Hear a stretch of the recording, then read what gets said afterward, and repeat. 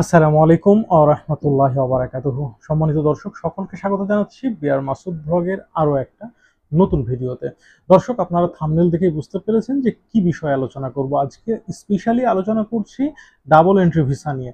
বিশেষ করে বাংলাদেশীদের জন্য এখন ডাবল এন্ট্রি ভিসা আ অনেকটাই পাখির চোখ হয়ে গেছে। সেটা পাওয়াটাও খুব টাফ হয়ে গেছে। তো যেহেতু আপনি ট্রাই করার পরও ভারতে কোনোভাবে ভিসা আবেদন করতে পারছেন না। তারা যদিও বা বলছে যে ডাবল এন্ট্রি ভিসা সাথে স্টুডেন্ট ভিসাও দিচ্ছে, তবে এটা শুধুমাত্র শুভঙ্করের ফাঁকি। তারা যে পরিমাণে স্লট দিচ্ছে প্রতিদিন সেটা চাহিদার বিপরীতে 1% এরও কম। সুতরাং এই ধরনের স্লট দেওয়া আর না দেওয়া আমার কাছে মনে হয় উভয়ই সমান। কারণ বাংলাদেশের বহু স্টুডেন্ট কিন্তু শুধুমাত্র ভারতের এই খামখেয়ালিপনার জন্য তারা বিশাল বড় আর্থিক ক্ষতির সম্মুখীন অলরেডি হয়েছে। অনেকে যারা ওয়ার্ক পারমিট ভিসাতে ইউরোপে যেতে চেয়েছিল তারাও কিন্তু অনেকটা আর্থিক ক্ষতির সম্মুখীন হয়েছে। আপনারা জানেন যে ইতিপূর্বে মানে অল্টারনেটিভ কান্ট্রি হিসেবে কিন্তু থাইল্যান্ড, কম্বোডিয়াকে আমরা বেছে নিয়েছিলাম। কিন্তু সেই সমস্ত দেশে যখন আমরা ভিসা করলাম, এর পরবর্তীতে ইন্ডিয়ান পররাষ্ট্র মন্ত্রণালয় থেকে কি করলো, তাদেরকে জানিয়ে দেওয়া হলো যে না, আমরা বাংলাদেশিদেরকে ভিসা দিচ্ছি। কিন্তু তারা এটা বলেনি যে আমরা প্রতিদিন একটা দুইটা করে ভিসা দিচ্ছি। যার কারণে ওই সমস্ত জায়গা থেকে বাংলাদেশিদেরকে আবারও ভিসা দেওয়া বন্ধ করে দিল। এর ফলে কি হলো, একেবারে পুরোপুরি একটা স্ক্যামিং এর শিকার হলো বাংলাদেশিরা। তো আমাকে কিন্তু বেশ কয়েকদিন যাবতে অনেক ভাই নক করছিল যে আচ্ছা ভাইয়া, এখন অল্টারনেটিভ কি হতে পারে, অল্টারনেটিভ কি হতে পারে। তো আপনাদের জন্য ছোট্ট একটা সুখবর নিয়ে এসেছি। সেটা হচ্ছে আজকে হচ্ছে 5ই অক্টোবর।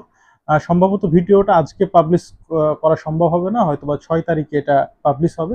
তো ধরে নিলাম আজকে 6 তারিখ, গেল শুক্রবার অর্থাৎ 4 তারিখে এই বাংলাদেশের পররাষ্ট্র মন্ত্রণালয় থেকেই এটা একটা সার্কুলার করা হয়েছে যে বাংলাদেশি যে সমস্ত শিক্ষার্থীরা বুলগেরিয়াতে পড়াশোনা করতে যাবে তাদের জন্য আর ইন্ডিয়া যাওয়া লাগবে না। তারা যদি চায় তাহলে ভিয়েতনাম, পাকিস্তান অথবা কাজাখস্তান, এই 3টা দেশকে তারা বেছে নিতে পারে ডাবল এন্ট্রি ভিসার জন্য এবং তাদের পাসপোর্টে ভিসা লাগানোর জন্য। তো এটা সত্যি কথা বলতে কি, যে যেই সমস্ত শিক্ষার্থীরা বা ওয়ার্ক পারমিট ভিসার জন্য যারা বুলগেরিয়ায় যাওয়ার প্রিপারেশন নিয়েছেন বা যাবেন বলে মনস্থির করেছেন, অনেক টাকা পয়সাও খরচ করে ফেলেছেন, তাদের জন্য এই খবরটা আশা করি কিছুটা হলেও আলোর প্রদীপ জ্বালাবে। তো এটাই ছিল আপাতত সর্বশেষ মানে আপডেট। পরবর্তী আপডেট পাওয়ার সাথে সাথে ইনশাল্লাহ আপনাদের সবাইকে জানিয়ে দেওয়া হবে। তো আর দেরি না করে আপনারা এখন ট্রাই করুন পাকিস্তানের ভিসার জন্য অথবা ভিয়েতনামের ভিসার জন্য বা কাজাখস্তানের ভিসার জন্য।